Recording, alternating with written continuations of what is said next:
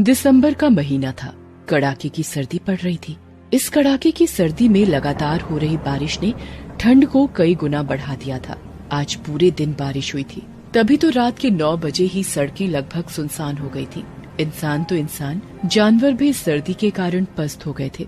11 साल का राजू और 5 साल की मिली, जो भाई बहन थे, वो अपने टूटे फूटे मिट्टी के घर में दुबक कर बैठे हुए थे।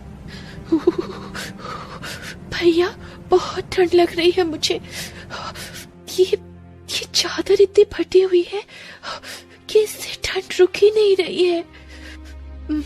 ठंड तो इतनी भयानक थी ही, लेकिन बारिश की कुछ बूंदें भी उन लोगों के टूटे फूटे घर की छत से टपक रही थी, जिससे कुछ बूंदें उनके शरीर पर भी गिरती। हे भगवान, ये बारिश को रोक दीजिए। ठंड के कारण मेरी बहन वैसे ही परेशान है। लेकिन इस तरह भगवान से कहने पर अगर बारिश रुक जाती तो फिर क्या कहने। बारिश लगातार होती रही। तभी अचानक उनके छत का एक हिस्सा टूटकर मिली के सिर पर गिर पड़ा।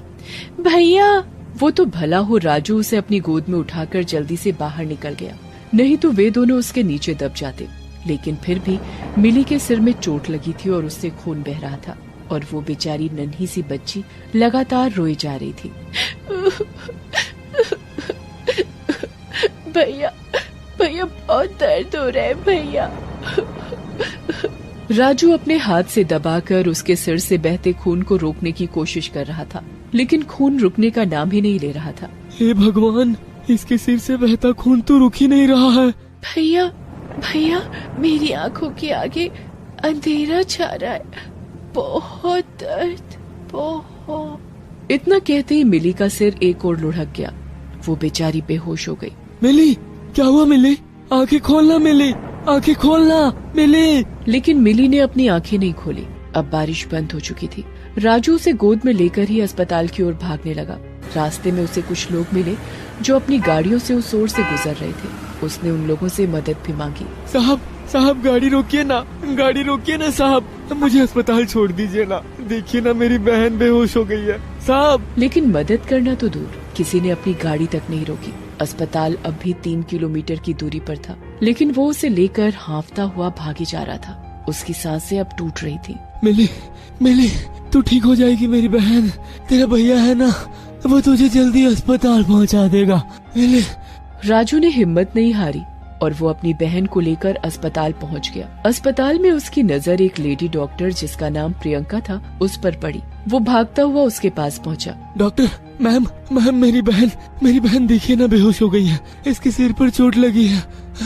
कैसे लगी इसे चोट? मैम, हमारा घर टूटा फूटा है ना, बारिश के कारण उसकी छत थोड़ी टूटकर इसके सिर पर गिर गई। आप इसे ठीक कर दीजिए ना मैम, मैं अपनी बहन के बिना नहीं रह सकता। डॉक्टर प्रियंका ने मिली को एडमिट कर लिया और तुरंत ही ऑपरेशन थिएटर में उसका इलाज शुरू कर दिया। उधर बाहर बैठा राजू बार बार ऊपर की ओर देखकर अपनी बहन के लिए प्रार्थना कर रहा था। हे भगवान, मेरी बहन को कुछ मत होने देना। मेरा उसके अलावा इस दुनिया में कोई नहीं। एक दिन की बात है।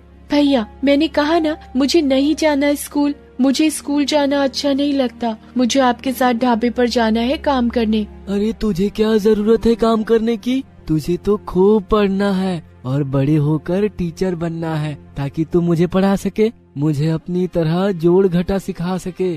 जानती है, मुझे तो ये भी नहीं पता कि 2 और 2 कितने होते हैं। तुझे पता है क्या? हाँ, 4। ये तो बहुत आसान है। आसान है क्योंकि तुझे पढ़ना आता है। अब मुझे नहीं आता पढ़ना, तो ये मेरे लिए मुश्किल है ना। अच्छा, ठीक है, मैं आपको सिखा दूंगी। पुरानी बातों को याद कर उसके चेहरे पर हल्की मुस्कुराहट आ गई। तभी उसे मिली का ख्याल आया। डॉक्टर तो बहुत पहले ही मिली को अपने साथ ले गई थी, अभी तक तो वो आई क्यों नहीं? जाकर पूछूं क्या? वो डॉक्टर प्रियंका के पास जाने ही वाला था कि उसने देखा कि डॉक्टर प्रियंका उसी की ओर आ रही थी, लेकिन उसके साथ एक पुलिस वाला भी था।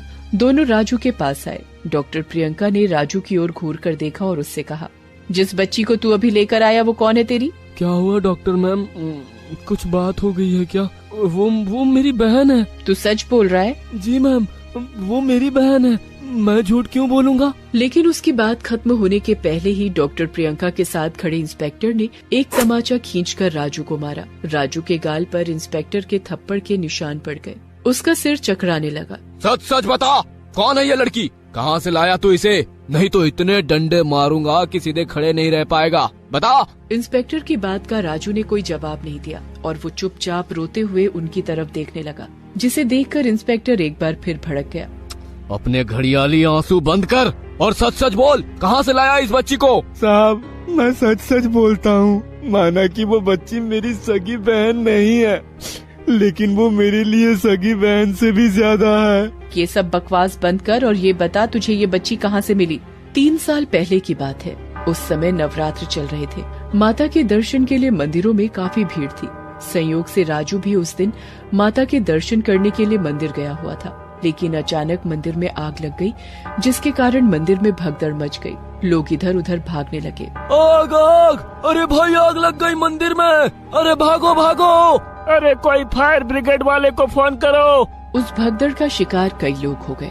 पूरे 13 लोग उसमें मारे गए और 50 से ज्यादा लोग घायल हो गए।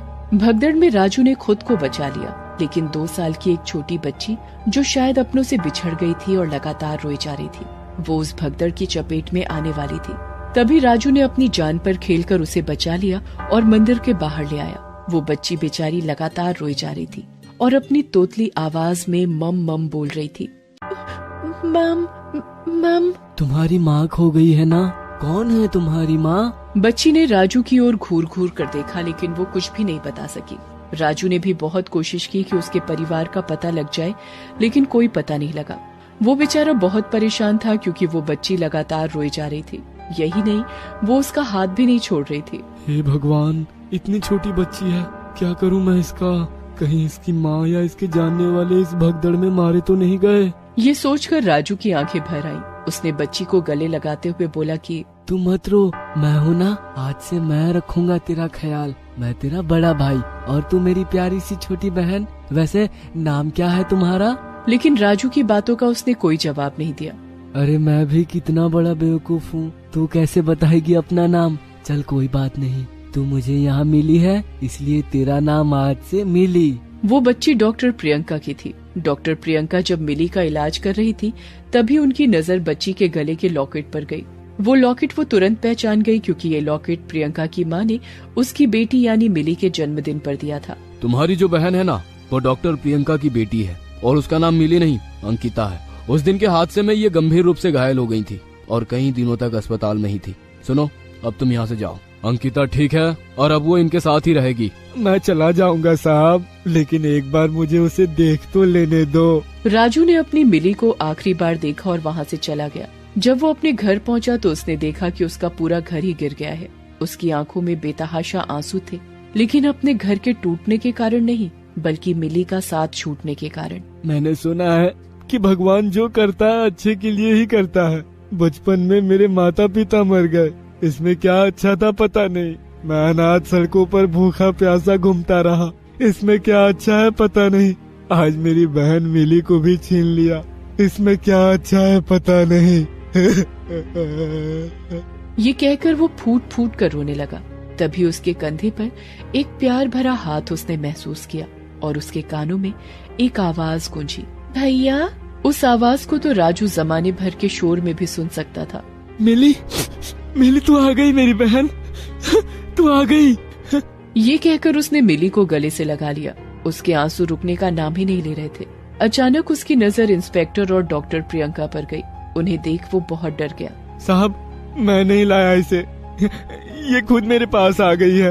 वो क्या है ना, इसे मेरे पास अच्छा लगता है ना साहब, इसे यहीं रहने दो ना। इसलिए मैं तुम्हारे पास आई हूँ। अंकिता यानी तुम्हारी मिली को तुम्हारे पास ही रहना अच्छा लगता है।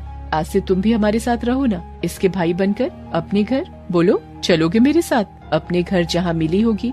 ये सुनकर राजू की आंखों में आंसू आ गए। उसने डॉक्टर प्रियंका को एक नया घर देने के लिए शुक्रिया कहा और उनके गले लग गया। दोस्तों, आप हमारे चैनल को जरूर सब्सक्राइब करें